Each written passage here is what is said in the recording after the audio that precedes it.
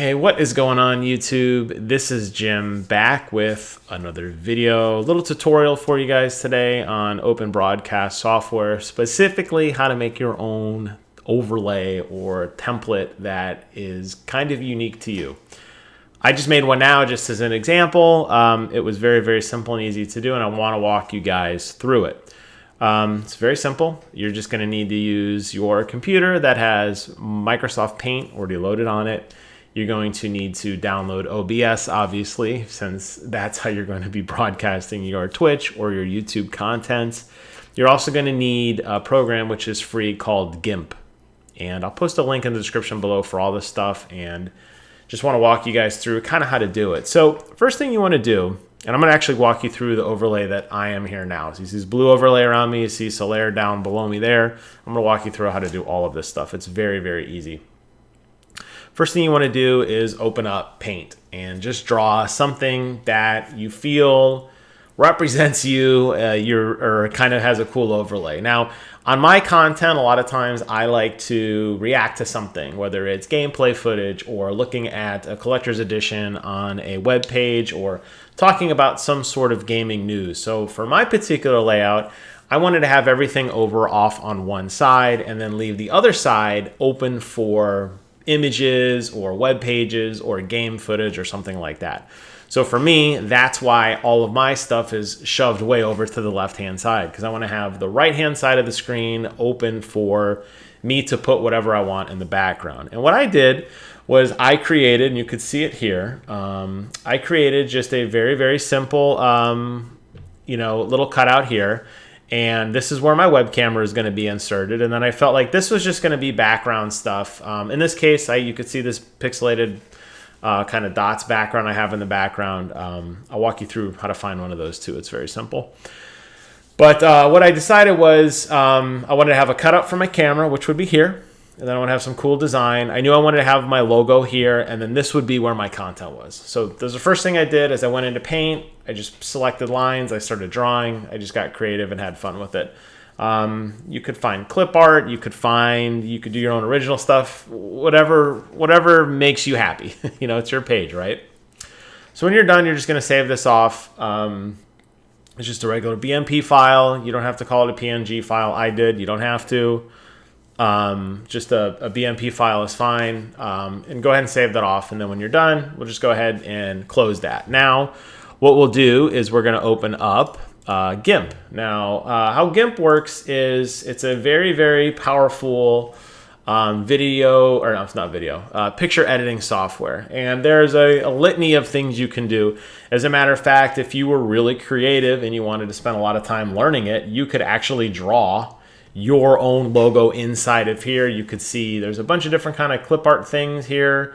There's a bunch of different logos you could use. It has a really nice functionality with scales and helping you draw lines at angles and all that kind of stuff. A little too much for me, and honestly, I was going for a more abstract look. I didn't really care that everything was exactly proportional down to the wire, but if you care, you may want to invest in this. The one thing you are going to use this piece of software for, though, is what you're going to want to do is you're going to want to convert your image into a PNG file. That's what's going to allow it to be transparent, which is really, really important, particularly if you notice on my page, I have this background image there.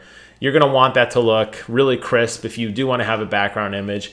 If you want to have a solid color and you just want to have your overlay with just a white background, you could do that too. I find the content pops a little bit more having something kind of nice in the background that takes your mind off the subject matter. But it's totally up to you. So if you're interested, what you're going to do is open up GIMP and just go ahead and paste your image in there. So you drag it in or you go file open. Either way, it doesn't matter. But here's that exact same thing I had before.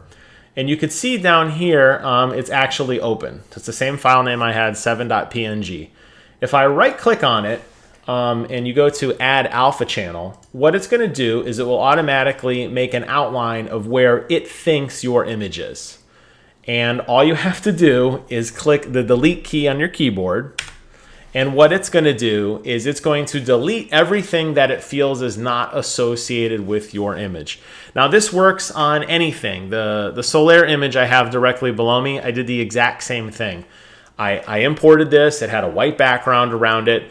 and I dragged it in. I added an alpha channel. I hit delete, and the program was smart enough to determine that there was a gold image with it, but there was also a lot of white images around it, in his sun emblem, in the around his arms, his eye holes, the shine on his helmet, and it automatically deleted that. What you're looking for is this checkerboard logo in the background. This is the infamous PNG checkerboard. What this is letting you know is that this is devoid of anything. This isn't considered white. This is just blank. And that's what you want if you want to have a nice background.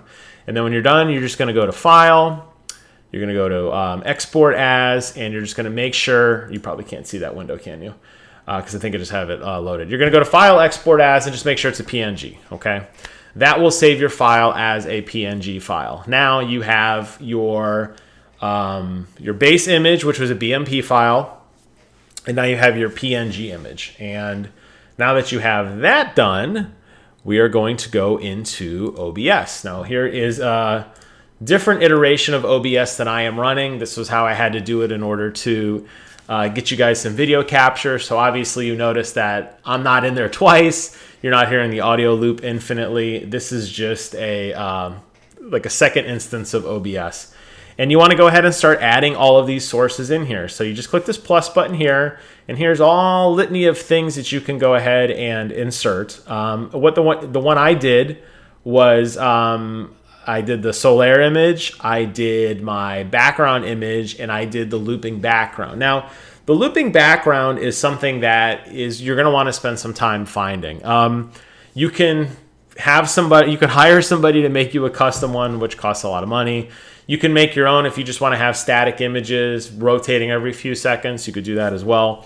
If you are going to do something like what I did, if you're going to have something that has an actual moving background to it, try to make sure it's what they call a perfect looping image. That means that it starts exactly where it stops.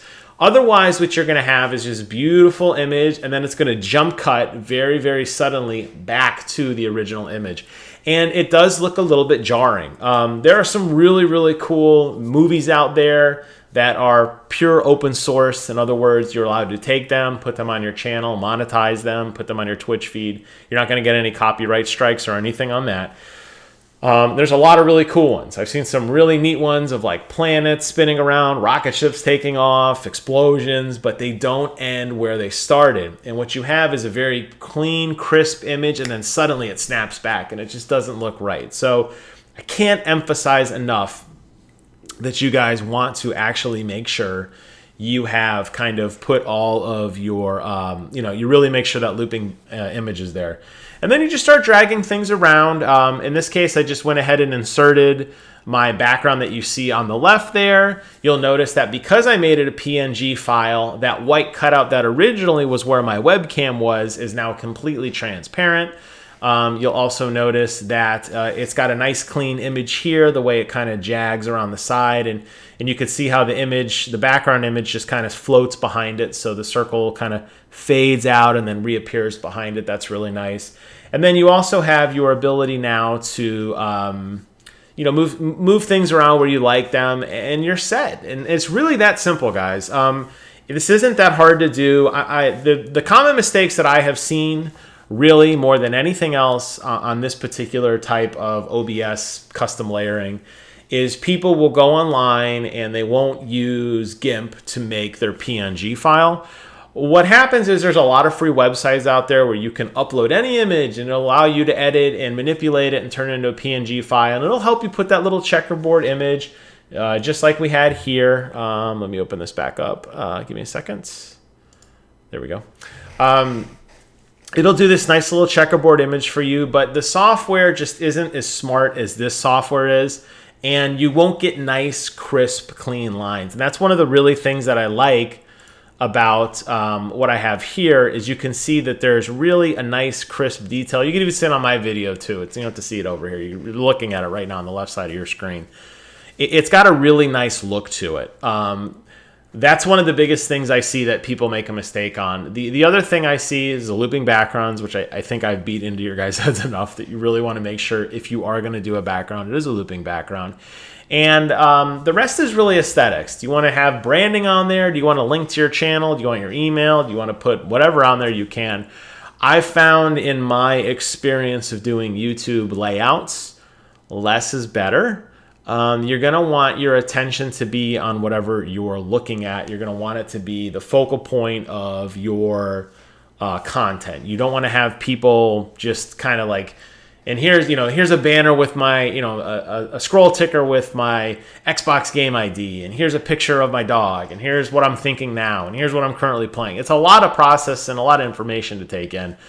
But I think if you keep it simple, you can make your own cool layout, and there are tons and tons of ideas. Look online for inspiration, mix and match, try your own things, because you really never know what's going to happen. You know what I mean? You might find something really, really cool. So I hope you guys found this guide informative. I hope it helps. If you have any questions about what I did, please post a link. Don't post a link. Post a comment below and let me know.